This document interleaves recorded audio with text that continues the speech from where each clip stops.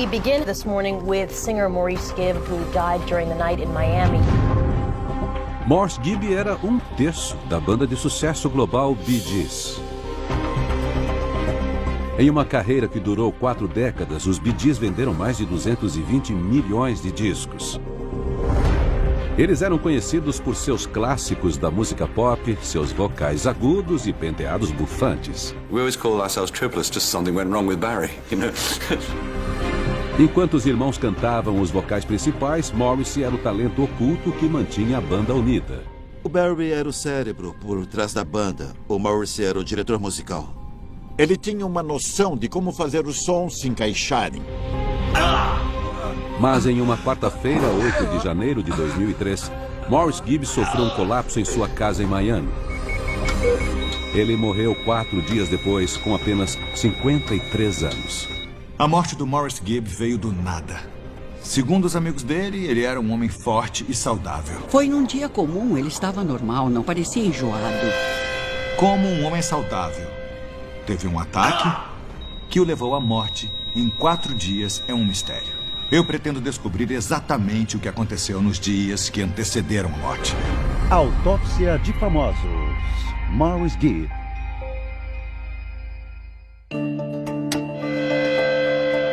O Dr. Michael Hunter é um médico legista mundialmente famoso. Ele realizou mais de 4.000 autópsias com o objetivo de entender a causa da morte. Hoje, ele é o principal médico legista de uma das maiores cidades dos Estados Unidos. Este é o relatório da autópsia do Maurice Gibb dos Bee Gees. Com a informação contida neste conciso relatório, eu posso ter uma ideia dos últimos dias, horas e minutos da vida dele. Eu quero descobrir por que 1/3 do trio pop mais famoso do mundo morreu rápida e repentinamente no hospital. 22 de dezembro de 2002. 3 semanas antes de sua morte, Morrissey celebra seu aniversário de 53 anos com os 2 filhos. Saúde. Samantha e Adam. E sua esposa, Yvonne, em uma de suas casas em Miami. Logo antes de morrer, o Morrissey estava naquele estilo de vida de popstar semi-aposentado. Ele estava sempre com a família. Nos meses que antecederam a morte, os Bee Gees estavam dando um intervalo em suas turnês, mas Morrissey estava ocupado trabalhando em novas músicas. Ele estava tocando e compondo com Michael Jackson. Tinha composto algumas obras para cordas e estava trabalhando em algumas trilhas sonoras. Ele parecia estar vivendo uma vida feliz e realizada. A autópsia mostra que o Morrissey tinha 1,72 m e 67,5 kg. Isso dá um IMC de 22,8, que é bem saudável. O físico sadio de Morrissey se deve, em parte, à sua paixão por paintball, um hobby que ele adquiriu na vida adulta. O Morrissey experimentou o paintball e disse que foi a coisa mais radical que ele já tinha feito. Ele abriu uma loja de paintball no norte de Miami chamada Commander Moe's Paintball Shop. Ele patrocinava um time de paintball. Ele gostava mesmo de paintball. Aparentemente, ele estava em boa forma para a idade. Morris parecia que tinha uma saúde incrível. Ele era uma dessas pessoas que a gente vê por aí, sabe? Super animadas, cheias de energia. O Dr. Hunter está examinando o relatório da autópsia de Gibb para identificar a causa da morte. A primeira coisa que eu percebi foi uma incisão cirúrgica de 30 centímetros no tronco dele. Pela posição dela no abdômen, dá para ver que foi resultado de uma cirurgia no aparelho digestivo do Morris e, pela aparência, foi um procedimento bastante recente. O Dr. Hunter encontrou mais uma pista no relatório que também indica uma cirurgia recente. Eu percebi que ele estava com as cordas vocais inchadas devido à intubação, que é a inserção de tubos na garganta para auxiliar a respiração. A intubação é utilizada em emergências médicas, quando alguém está inconsciente e impossibilitado de respirar.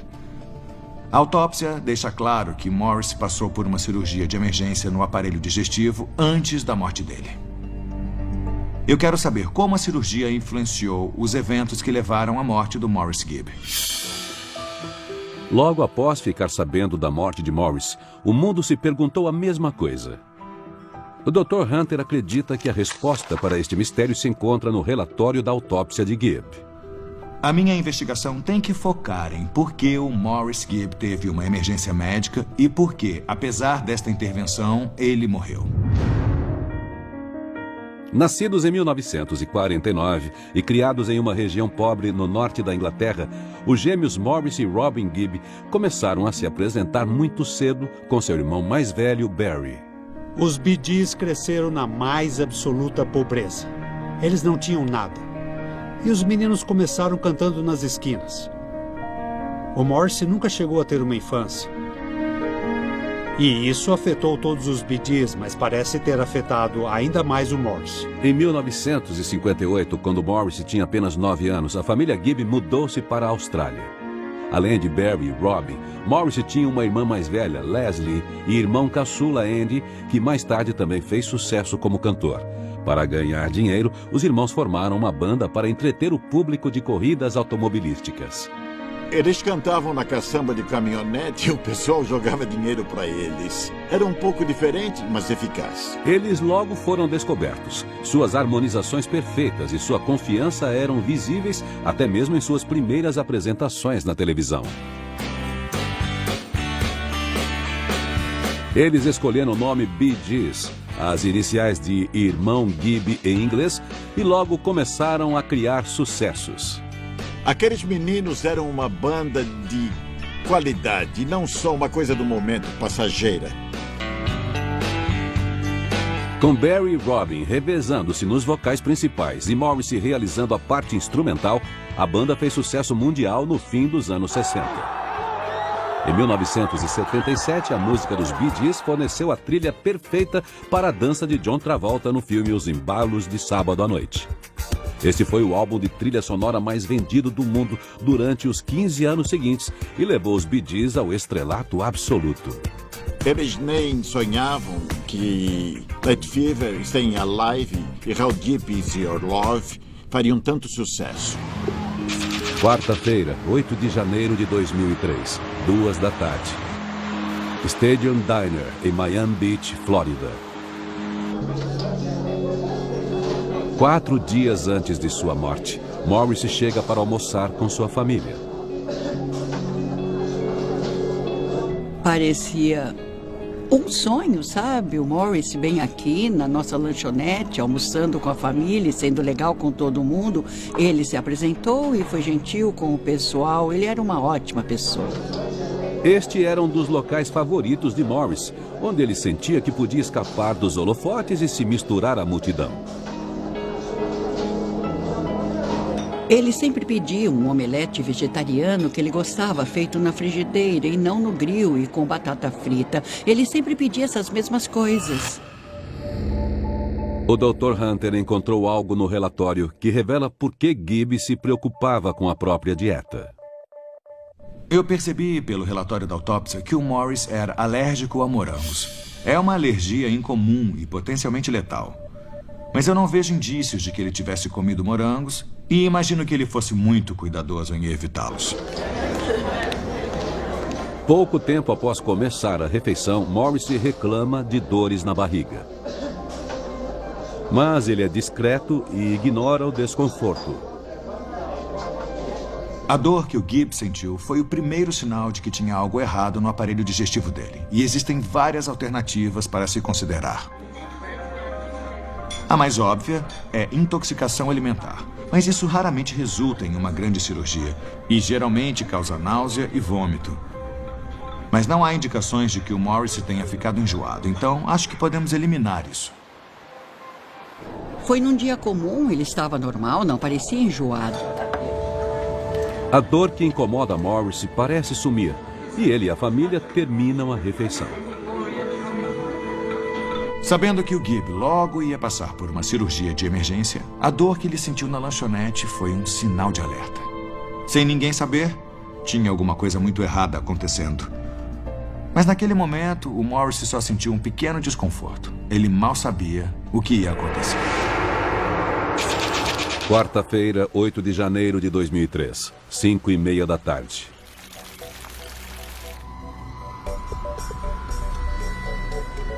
Os Gibbs voltam para a casa da lanchonete. Muito bom. É, realmente... Pai. Pai. Morris cai repentinamente com uma dor abdominal intensa. Pai. Seu filho Adam liga para a emergência. O meu pai tá tendo alguma coisa. Na hora eu consigo pensar em duas causas para uma dor assim: apendicite e úlcera gástrica. Uma úlcera pode ser um problema muito sério, causando dor estomacal intensa e hemorragia interna.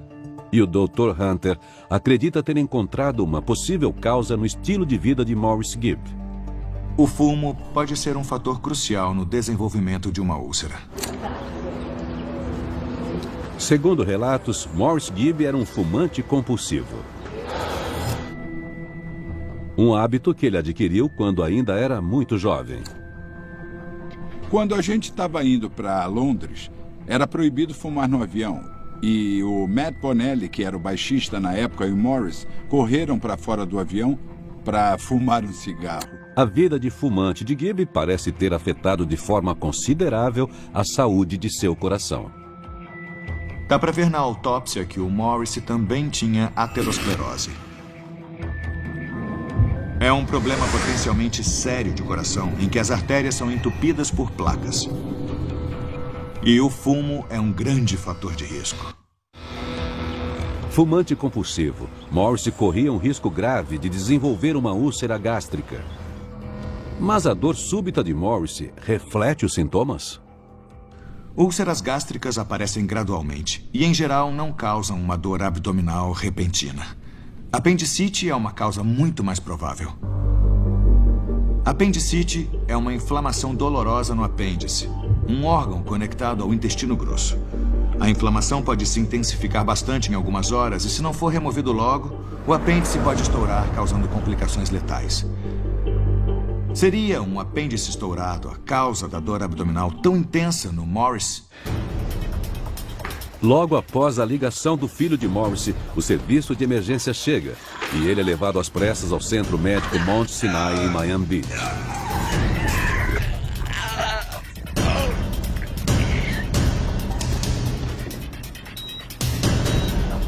Os médicos tentam entender a origem dos sintomas.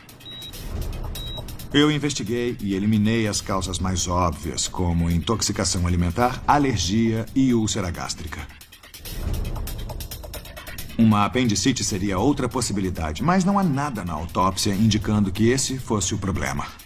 Mas o Dr. Hunter encontrou novas pistas no exame toxicológico de Gibb, que sugere que ele estivesse usando drogas ilícitas. O exame toxicológico indica que havia canabinoides na urina do Gibb. Isso mostra que ele tinha fumado maconha há pouco tempo. Em seus dias de glória, Morris e seus irmãos dos Bee Gees viviam ao máximo o estilo de vida rock and roll. Os anos 70 foram muito loucos. Se eu estivesse na banda na época, agora eu estaria morto ou na cadeia.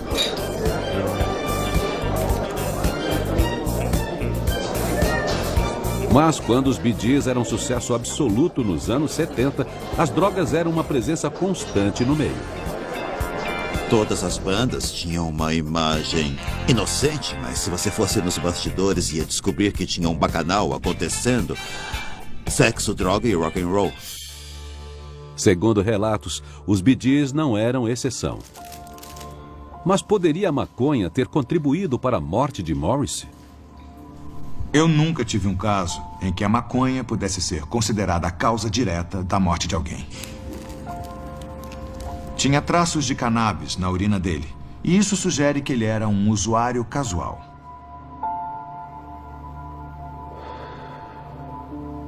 Mas geralmente a maconha é considerada uma droga de entrada. Seria possível que Morris tivesse consumido drogas mais perigosas durante o apogeu da banda? A cocaína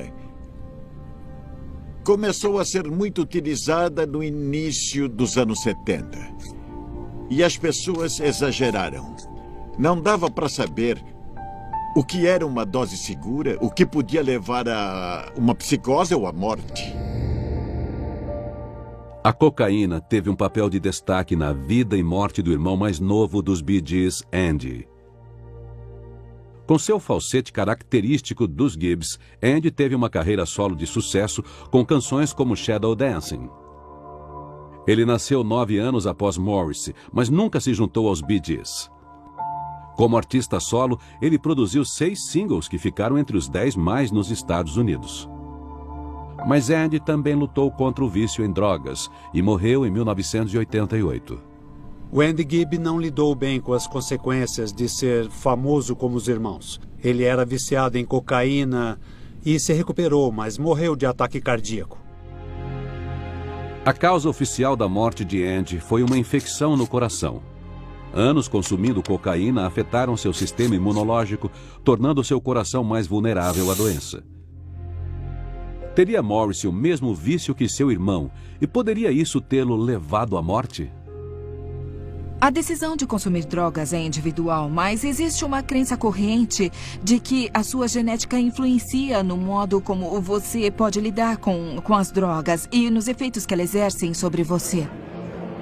Morrissey não escondia o fato de que havia experimentado cocaína no passado. Ele usou cocaína por uns 6 meses, no fim dos anos 70, e ele mesmo disse que não estava aguentando mais aquilo.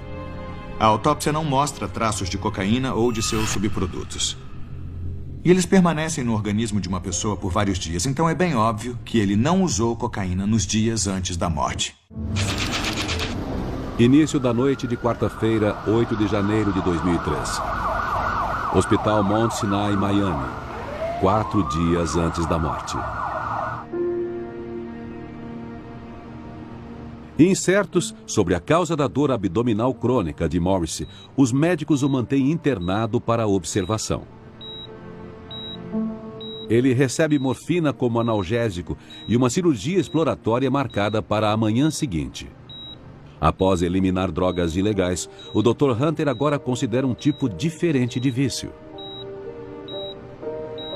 Existe outra droga que pode ser fatal quando consumida em excesso. Ela pode afetar muitos órgãos diferentes, incluindo o estômago e o fígado. E é uma droga que todos sabiam que o Morrissey gostava: o álcool.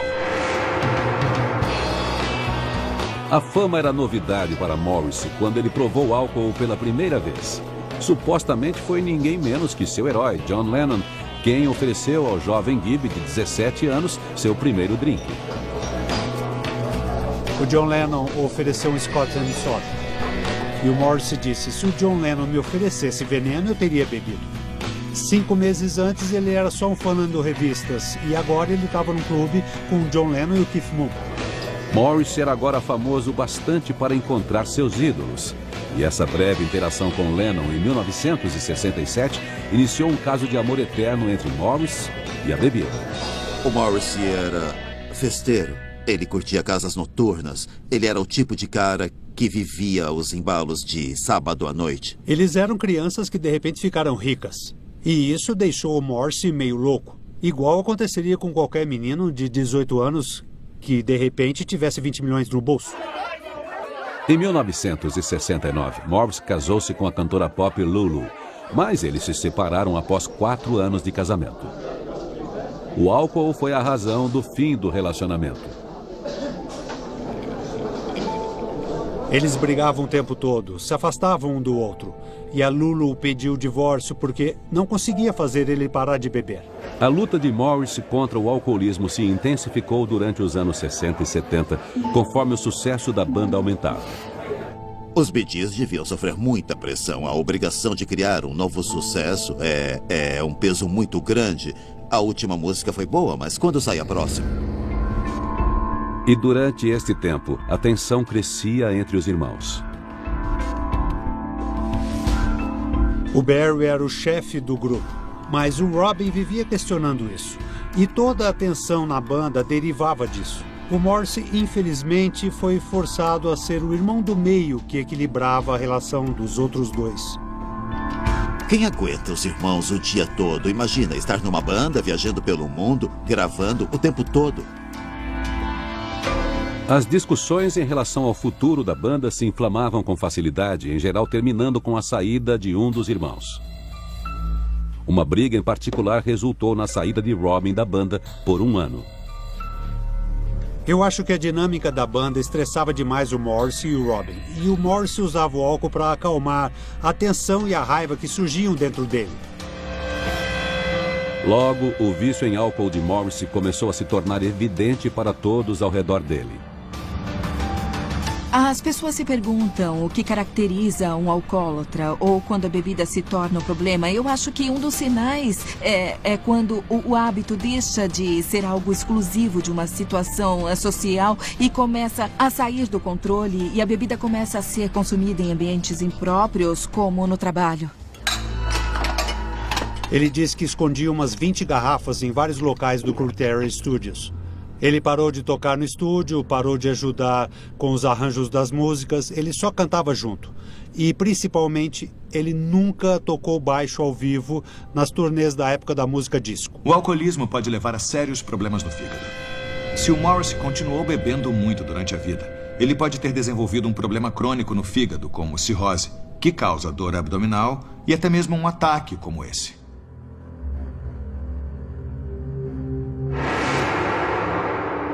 Com a ajuda de sua segunda esposa, Yvonne, com quem ele se casou em 1975, Morrissey conseguiu controlar o hábito por algum tempo.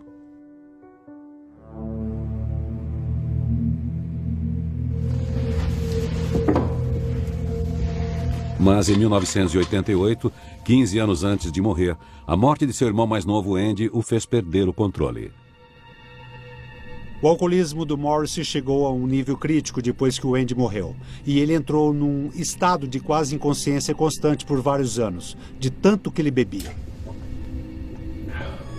A experiência do luto e da perda de um ente querido são alguns dos momentos mais profundos e difíceis de qualquer pessoa. E se a pessoa tem um histórico de depressão ou de algum hábito que ela usava para evitar a dor, então não seria uma surpresa se essa pessoa, em decorrência da situação, acabasse tendo essa recaída e voltasse a esses hábitos ruins e voltasse a esses vícios. Teria Morrissey continuado a beber após a morte de seu irmão mais novo, Andy?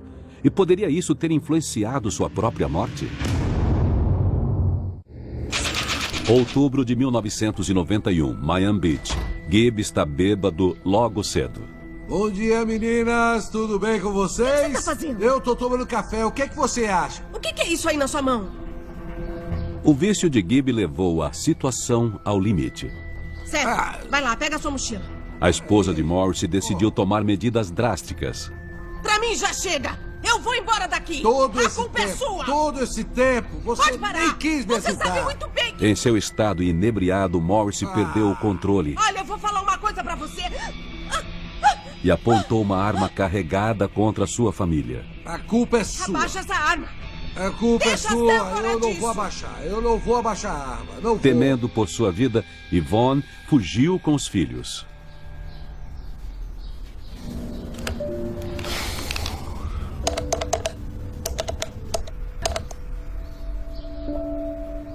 Oi, sou eu. No dia seguinte, Morrissey foi dominado pelo remorso e implorou para que sua família voltasse. A esposa disse que não ia voltar enquanto ele não resolvesse o alcoolismo. Então o Morrissey foi para a reabilitação. Eu acho que isso mostra como ele era dedicado à família e sabia que tinha um problema.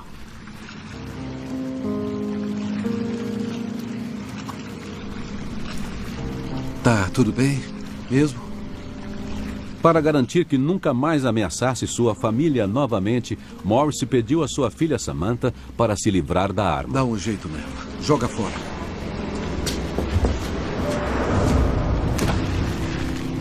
Oi, pessoal. Meu nome é Morris e eu sou alcoólatra. Oi, Morris. Obrigado. Morrissey se dedicou à sobriedade. Em uma entrevista concedida no ano seguinte, ele admitiu estar frequentando encontros de alcoólicos anônimos. É possível que a dor incapacitante sentida por Morrissey antes de sua morte em 2003 tenha sido causada por uma recaída? É da casa dos Gibbs. O meu pai tá tendo alguma coisa. Dr. Hunter está procurando indícios de alcoolismo no relatório da autópsia de Morrissey. Se o Morris tiver perdido o controle e voltado a beber muito nas semanas e meses antes da morte, as evidências vão estar no fígado. O fígado filtra as toxinas do sangue. Com o abuso prolongado do álcool, ele perde parte da capacidade de processar gorduras, que se acumulam com o tempo. Um fígado gorduroso é um sinal de que a pessoa tem um problema de alcoolismo. Dá pra ver na autópsia do Gibb que o fígado dele tinha um peso normal e não há evidência de excesso de gordura. Na época da morte, ele estava sóbrio. Mas eu quero investigar se o excesso de álcool no passado levou a algum problema mais sério no fígado, o que talvez explique a origem da dor. Apesar de Morrissey ter abdicado da bebida mais tarde, o consumo excessivo de álcool na juventude pode ter causado um dano irreversível em seu fígado, uma doença chamada cirrose. A cirrose afeta o funcionamento básico do fígado. Ela é irreversível e pode levar à morte. Mas, curiosamente, quando Morrissey morreu, seu fígado parecia normal. Apesar dos anos de alcoolismo, a autópsia do Gibb mostra que o fígado dele não tinha sinais de cirrose ou de qualquer outro problema sério. Ele é descrito como liso e totalmente uniforme. Isso indica que, como prometeu, Morrissey abdicou do álcool e, surpreendentemente, seu corpo não sofreu danos. Quarta-feira, 8 de janeiro de 2003. À noite, Hospital Mount Sinai, Miami. Na ala VIP, os médicos de Morrissey começam a considerar que a origem da dor pode ser algo mais obscuro.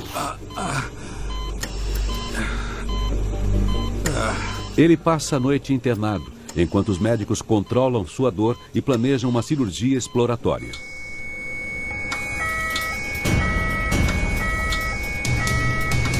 Mas, por volta das 4 da manhã de quinta-feira, 9 de janeiro, Morris Gibb sofre uma parada cardíaca. Por favor, chama alguém aqui! Salva a vida dele! Rápido!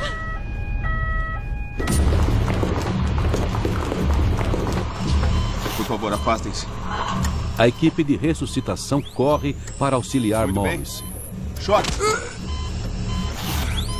Para trás de novo. Choque! Potentes choques de um desfibrilador conseguem reanimar seu coração. Mas a vida de Gibb ainda está em jogo. Ele é levado diretamente à sala de cirurgia. A condição dele piorou visivelmente, exigindo uma intervenção médica imediata. Eu, pessoalmente, procuraria por uma hemorragia grave ou algum problema no intestino. Gibb passa por uma cirurgia exploratória. Seus médicos decidem investigar alguma possível obstrução no intestino. Obstruções intestinais podem ser causadas por diversos fatores, geralmente a doença de Crohn ou um câncer coloretal. Mas, em todos os casos, é um problema potencialmente fatal.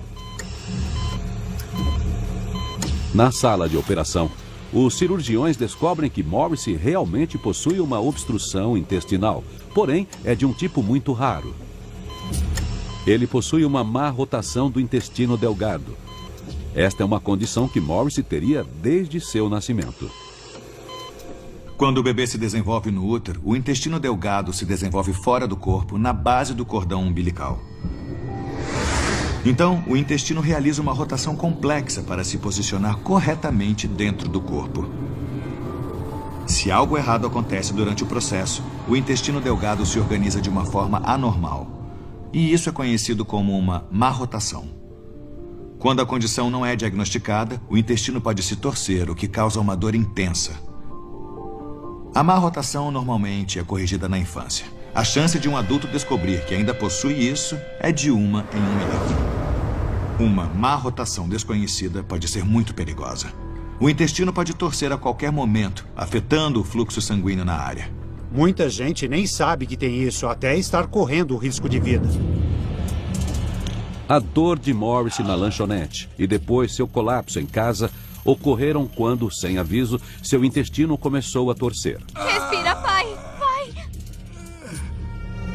Seus intestinos ficaram estrangulados, cortando a circulação de sangue em uma área, impedindo o fornecimento de oxigênio. A torção pode ocorrer muito rápido, em mais ou menos 1 hora. Então existe um pequeno período em que é possível operar antes que o intestino comece a morrer. A parte do intestino afetada deve ser removida depressa ou a condição pode levar à morte. Os médicos de Morrissey precisam agir rapidamente.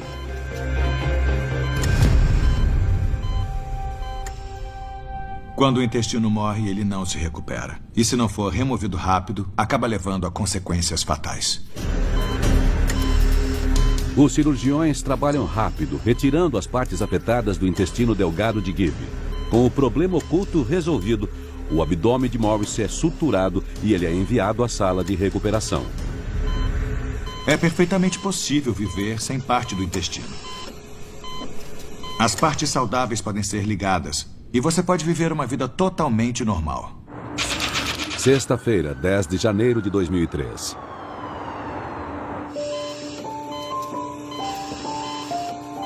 O irmão mais velho, Barry Gibb, chega ao hospital. Morrissey está em coma, mas mostra sinais de recuperação. Existem até mesmo relatos de que ele mexe os dedos dos pés e aperta a mão da filha.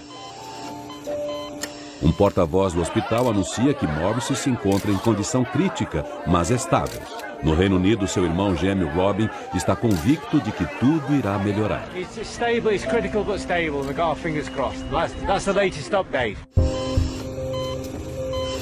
O progresso de Morrissey durante as 72 horas seguintes é monitorado de perto. E sua família ainda acredita que ele está mostrando sinais de melhora. Sábado, 11 de janeiro de 2003, fim da tarde. 2 dias após a cirurgia de emergência, Robin Gibb chega do Reino Unido. Certo de que Morrissey logo sairá do coma, Robin se junta a Barry e a família de Morrissey em uma vigília ao lado do irmão. Tudo o que eles podem fazer é esperar e torcer para que ele se recupere. Mas no início da noite, surgem preocupações de que os sinais vitais de Morrissey estejam enfraquecendo.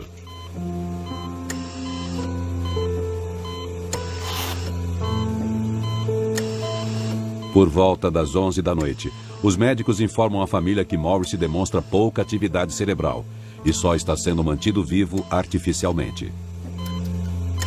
Então, eles tomam a dolorosa decisão de desligar os aparelhos de suporte à vida. À 00:10 de domingo, 12 de janeiro, Morris Gibb morre.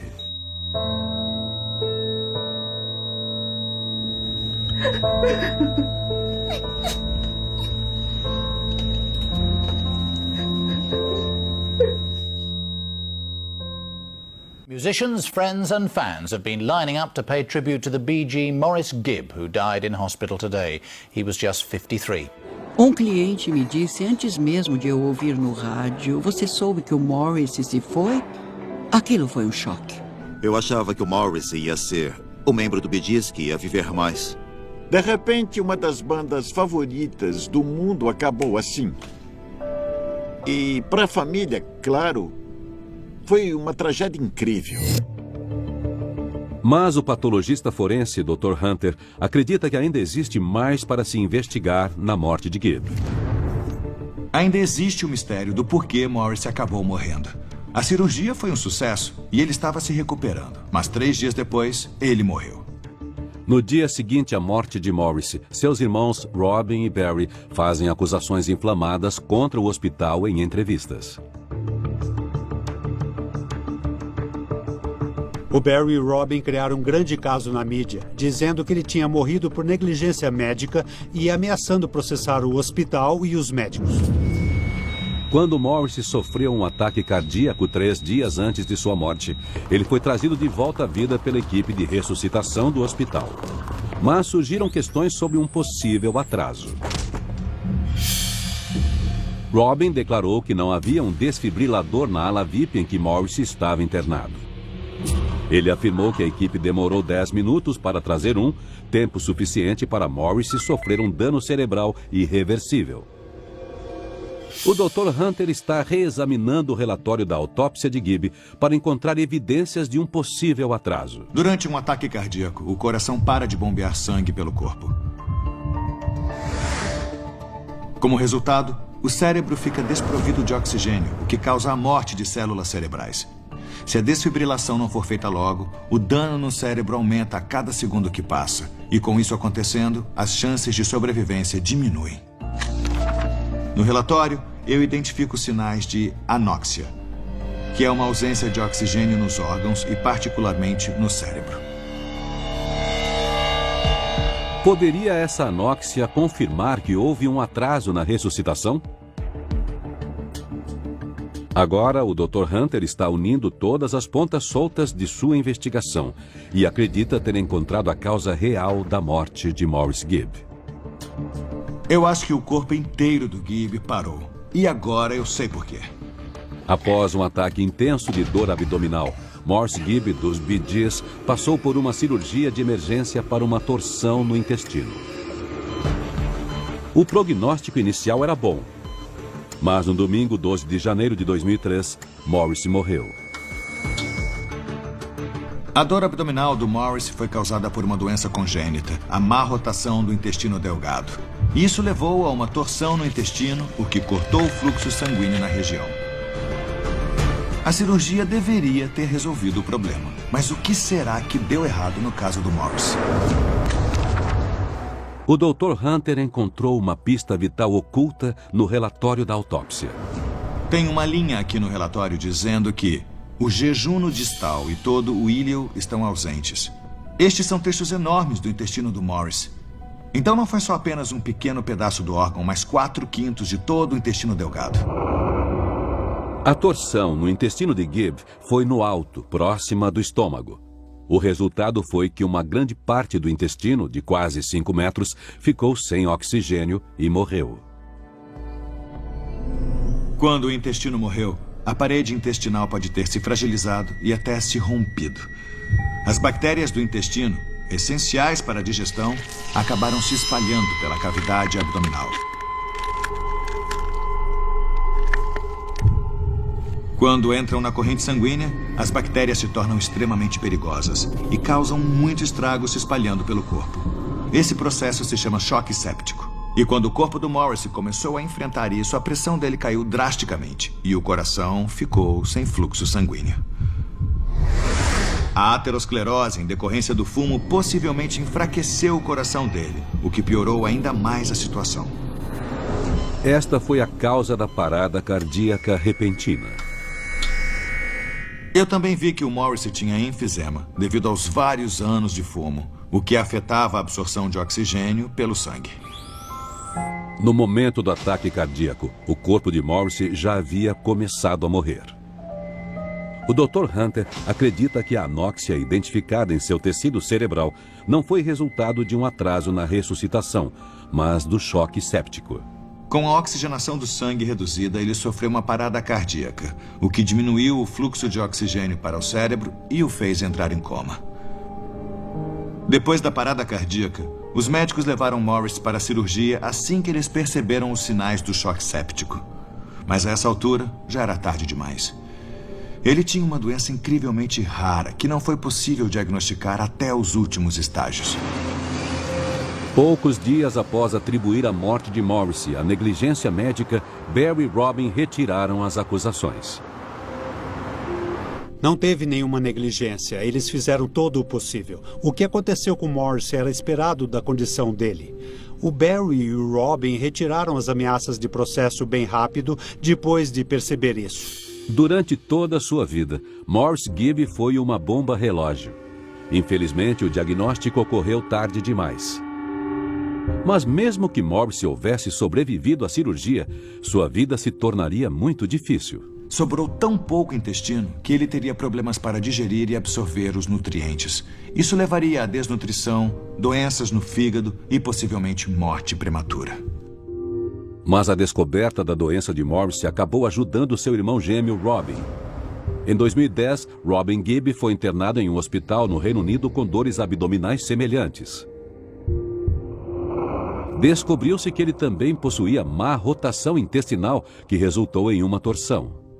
Um gêmeo ter má rotação não quer dizer que necessariamente o outro terá o mesmo problema, mas de certo modo é algo genético. Então o Robin corria um risco maior de ter a mesma doença.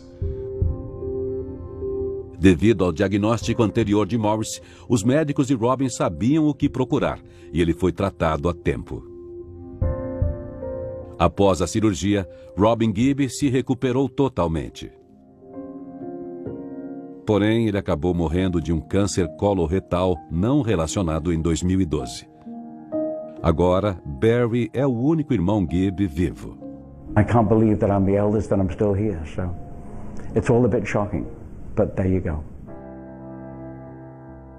Em 15 de janeiro de 2003, 200 amigos e familiares se reuniram em memória de Morris Gibb em um funeral particular realizado em Miami Beach. Foi uma ocasião muito triste, mas ao mesmo tempo houve histórias engraçadas e também comoventes. Eu considero Morrissey um bom ser humano, com ênfase em humano. Uma pessoa amada que foi agraciada com exímio talento musical. E 2 irmãos com quem ele podia compartilhar esse talento. Era o Morrissey quem unia os Bee Gees, mas pouca gente se lembra dele assim. Versão brasileira, Vox Mundi. Potato.